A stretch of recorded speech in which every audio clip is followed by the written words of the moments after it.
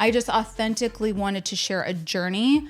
I believe in social impact. I believe in changing society for a better. And not everyone on my franchise feels that way, but that's what I did. And that's what set me apart. Your success did not come without challenges. You just said, I was homeless. I was a teen mom. The premise of the whole show was to struggle. That was a struggle. I get to get out of the house. I get to use my voice, and I get to be super positive, healthy, and happy again.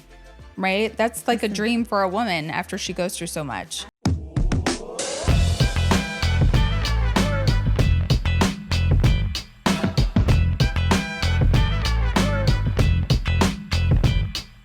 Cawfee Talk. Good morning, everybody, and welcome to Cawfee Talk with Cannistraci. Hope you're having a great day. Listen, guys, you listen to this podcast, you follow me online because you know I always keep it real. So today I have a guest with me who is the realist. Welcome to Cawfee Talk, Farrah Abraham. Cheers! Cheers, girl. Hello, it's Tara and Farrah time. Tara and Farrah time. No, comedy. We just got to talk about it right off the it's top. Landed. It's here. It's 2025. I mean, you're in the city for it and everything. Yeah. Was it comedy ever? Like, I knew growing up, I always would look at comedians, even ones just on TV, even if they weren't stand-ups, and I would be enamored by it. Was something? Were you always drawn to comedy? Or was it something that found you later? I think maybe a sidebar I was drawn to comedy. I was always watching comedies. I was always watching comedy romances. I was making everyone laugh, joke around. I used to laugh so hard. It's my face was just pressed in a smile. It was that was my life. I just wanted to laugh because I grew up with insanity. Which is the majority of comedians. Yeah. Mm-hmm. And I had a half sister, and it was just I'm going to laugh and joke around and be lost in cinema. But I never knew, I was born and raised in Iowa, if no one knows. And I didn't know what fame was. I didn't know anything. But I think it's the power of not seeing your circumstance and just saying, hey, I want to go do that. And then before you know it, you are the cover girl on every magazine when I hated magazines. And yeah, anything, it's the craziest thing. The power of your brain is so insane. So when I say I'm going to go do arenas, people think I'm aspirational. No, I'm literally going to be doing it. Mm-hmm. You're speaking it into existence. Yeah. If I already see it and study it, that's where she goes. But listen, you got, like you said, you didn't even know maybe if you knew what fame was. And then here you are, 16. And pregnant. Well, which was the whole point. And yeah. But you grew up and became famous essentially overnight. Yeah. Like any opportunity, anybody could have 5 minutes of fame, right? Yeah. But it's okay, you didn't. You were able to parlay that. Yeah. That does not come without putting yourself out there. You know, we talked about but struggling personally or professionally, regardless of still succeeding. Yeah. It's still hard. It's still challenging. I feel some comedians, if we're just talking a little about comedy here, I feel a lot of the comedians who I've been meeting, they believe in struggling. And I have to say, I don't know if they missed a huge ass part of my life. Sorry, is it too early in the morning to be this authentic? No, they want real. But I also was homeless. I got kicked out of my house. I was raising a child at 16 while all of these comedians haven't even had families.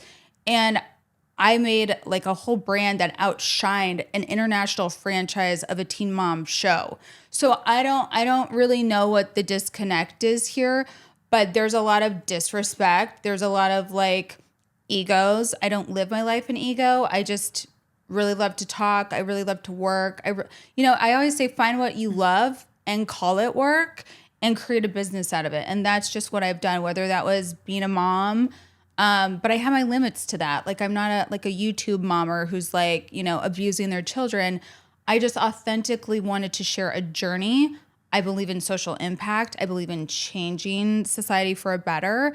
And not everyone on my franchise feels that way, but that's what I did, and that's what set me apart. Your success did not come without challenges. You just said, I was homeless. I was a teen mom. The premise of the whole show was to struggle. That was a struggle. That was not easy. Yeah, and you did it on your own. Yeah, the assignment was to succeed. Right. And you did And it. I did. Right. Yeah. So that's it. It's, I guess, taken me 15 years to start a comedy career because even when I had, like, I became SAG through Comedy Central, through Dave Attell. And I think that was in like 2012. And like, I was just so busy and focused on television. I was booked out for more television shows, working multiple television shows and like films and all these other things and school and raising a child.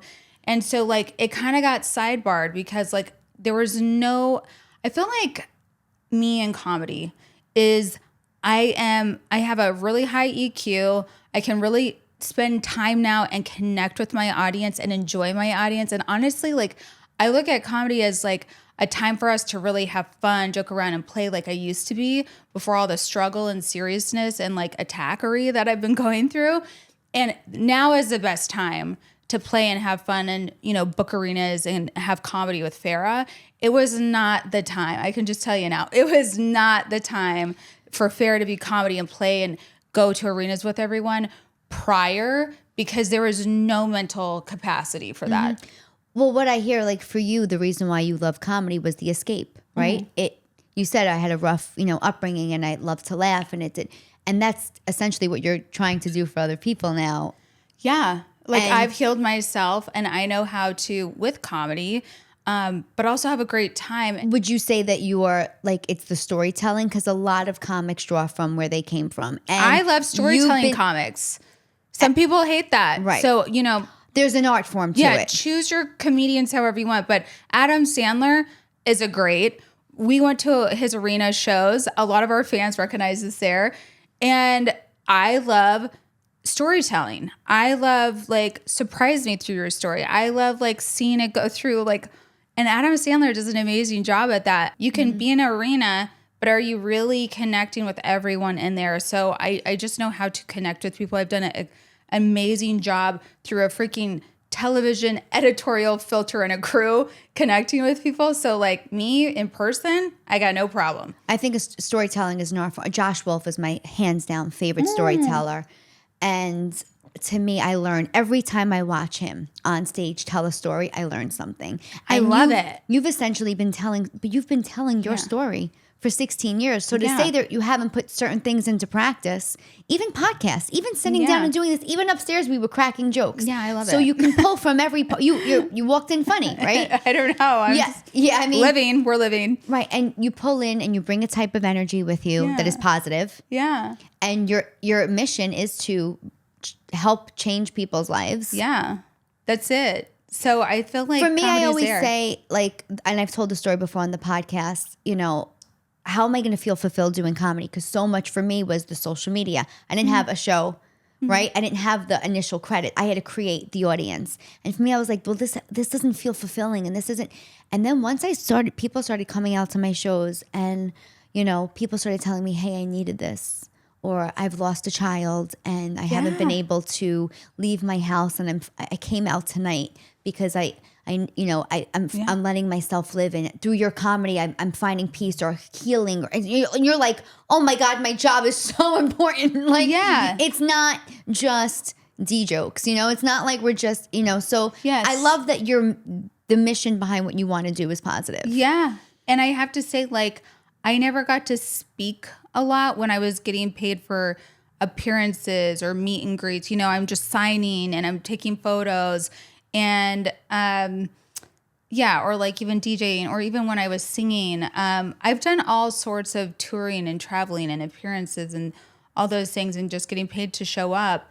And you're not really talking. And people so much just wanted to tell me their stories and like I get paid at home, guys. Like cameos off the chain.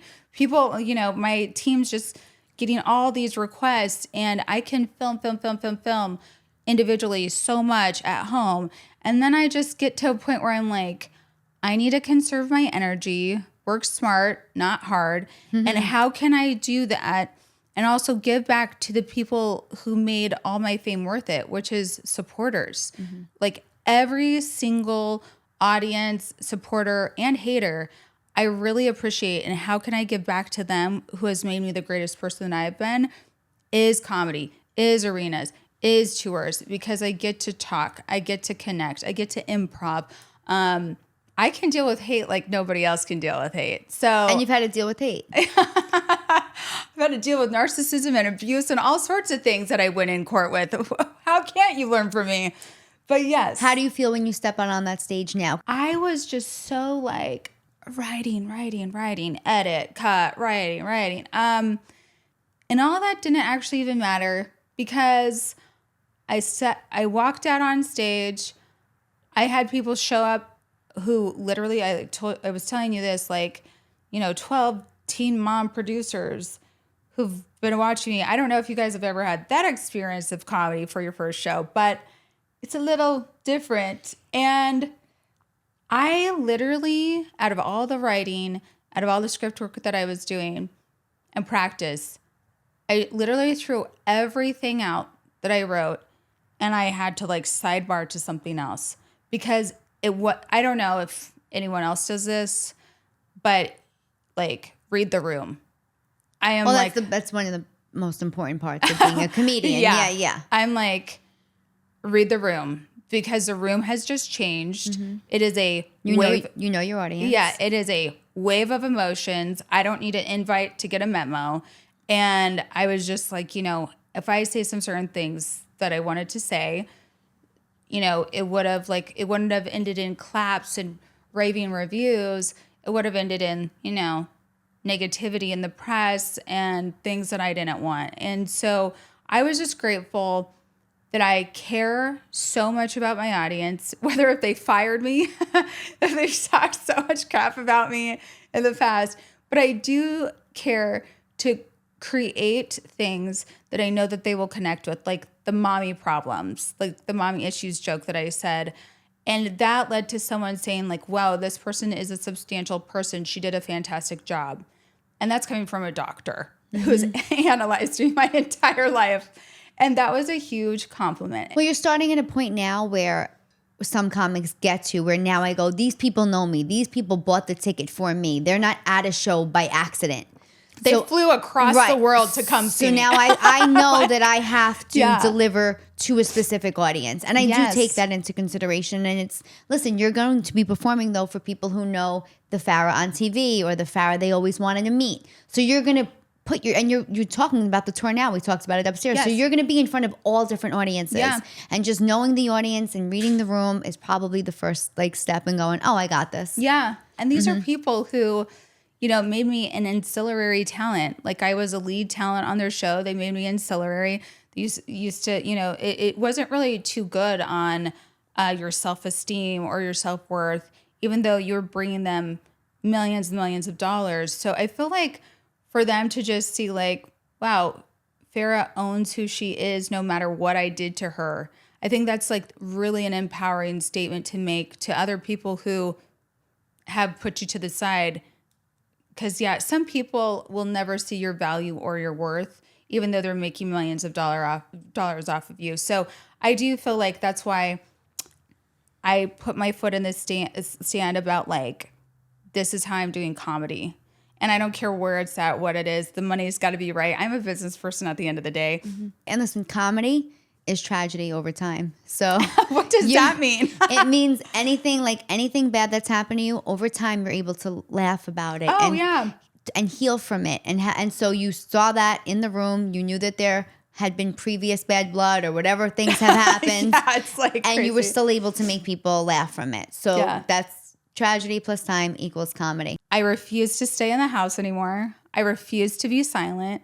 I have put so much, hundreds of thousands of dollars in my mental health and well-being, and I'm going to go celebrate. I'm not going to go sit in support groups anymore.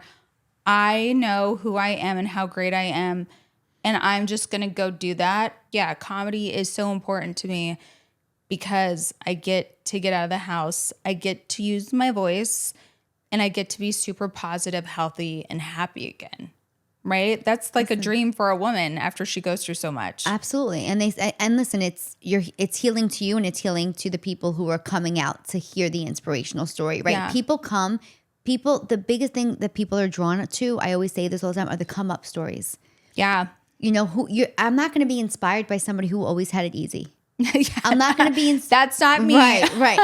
So if you're able to then get on a stage and say, hey, this, and that happened to me, and I'm going to laugh about it and joke about it so that you can see, maybe you didn't go through that exactly, but you're going through something, you can see that there's laughter behind it. Yeah. At the end of the day, you're giving people what they want. You're providing humor. You're providing an escape the same way you kind of needed it back then when you said that's why you were drawn to comedy. So for lack of a better term, you know, they always say laughter is the best medicine. A lot of times it helps me. I talked very openly about how I talk about how my dad was an alcoholic or things like that. Yeah. And when I spoke about it on stage and my dad was in the audience, it was like forgiveness for him, you know, and like me going, hey, look, that was my life, but look where I am. Yeah. Look where I came from.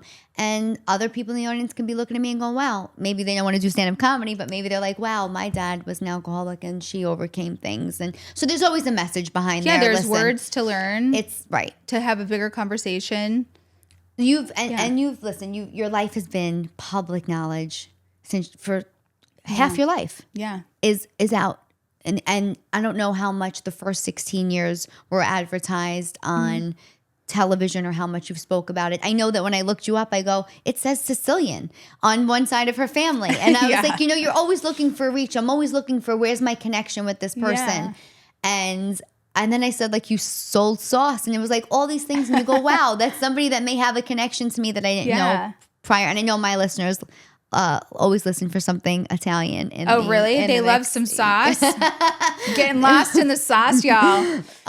So you grew up, you said you were close to your grandmother. Yeah. So like, I remember like growing up, like 5, 4, like young ages, it would just smell like the best smelling tomatoes boiling on the oven or the stove. And then also we would do some other stuff like slow cook in the oven, have stuff on the stove. And the house is like warm and it just smells of like the best, just the best. And maybe it's Italian to some, but my grandma was very Sicilian and she always had a fine line. And she was a very strong woman. And yeah, so I learned a lot about mental health later on in life, and God bless my grandma. But I did have it. I helped my family with the TV show because I was like, my grandma raised me on this amazing home cooked food, and she would sell it to, you know, like local neighbors, the family, all this stuff. You would never hear anyone complain. They were like, we want more, but you know, there's only such a season, so we would grow the tomatoes, grow the peppers outside. Oh my God. You know, we had like a whole garden. We would have sand for the soil because that's the best for all of your tomatoes and peppers. We were master gardeners in Iowa. Wow. I mean, so yeah, it was definitely, I even have pictures of my daughter, Sophia, you know, being 3 or 2. And she was out there for like her first season where she could like grab the tomatoes from the garden. And I don't know why. It's just such a thing when you know how to grow something and turn it into something. And I was getting a culinary arts degree, and I was so fascinated by food science and selling and manufacturing food at a time. And I was like, whoa, I know who needs to get their food out to people. And that was my grandma. So yeah, we literally got in Whole Foods, a grocery store chain in the Midwest. It was my daughter when she was little, myself, and then my mom and my grandma at some of these things. And we would sell out. And it was such a good time. Like, just think about that. Like, it's a dream. Yeah. But that's it's a platform you had for something that would have America thrives on watching people in negative situations. You had 16 and pregnant, and you're like, oh yeah, I always thought about manufacturing and agriculture, and I'm like, did you?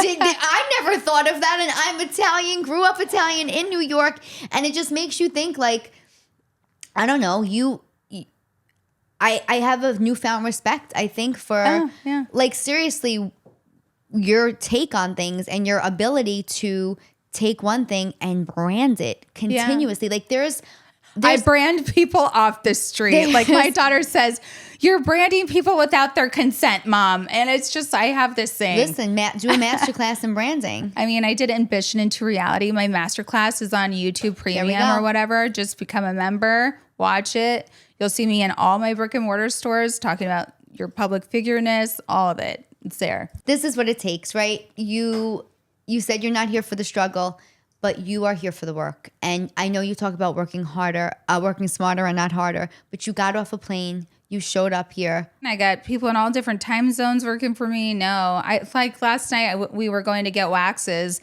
and I'm over there like my head's like in a whole other planet. This waxing ladies who always see us, they're like, "Oh, it's the end of the day. Work's off or time's off," and I'm like, "No, ladies, I work 24/7." Like, it's because I love what I do. And there's so many exciting new things and people that I support, that I want to believe in, that I want to push in. Like, this world is always going forward. And I used to be one of those people, especially when I was suicidal, depressed, and couldn't manage my anxiety. And I lost my daughter's father. I was like one of those people who just wanted like the world to stop. I don't want anything to change. I want to stay in Iowa. And then, I'd get mad if like a new bridge was being built in town. But now I'm like, I am building new bridges. And I love that about myself. You can overcome challenges. You can be this positive about it. You can look to inspire and help others. But no doubt about it, it takes work. Yeah. And it's not just Cawfee Tawk. It's No. And listen, your fame staying power is way longer than that, right? Yes. You've continued. And I think that that's what people, if they get anything from this podcast, it's that at any point, no matter what has happened to you, no matter what you're facing, no matter what you want to do, there is a way. Yes, there is. Like, if you hear one thing, I hope it is this: when you have something that like is a little seed that is in your heart, in your mind, that's given to you from like the big man, the sugar daddy upstairs. You got to go with that. And I'm even doing that with some of my projects now, but I did that with my New York Times bestselling book. I was journaling. No one was listening to me. And I was just like, someone told me I need to write. I need to turn this into a book, and I'm going to go do a book deal. I flew into New York, took a meeting. I basically said, I'm doing this with or without you. And this is your opportunity. And I think when you command and know what you're doing with or without someone, they give you the deal. And that deal ended up paving a way for all the other teen moms who have been on the Teen Mom franchise to have book deals, to also become New York Times bestsellers. So it's like, it's not just you, little old you. It's like, listen to that divine connection that you have with God or whatever you believe in. And seriously, it shows up. And that's what my life testament basically is. And it has a rippling effect for goodness for other people.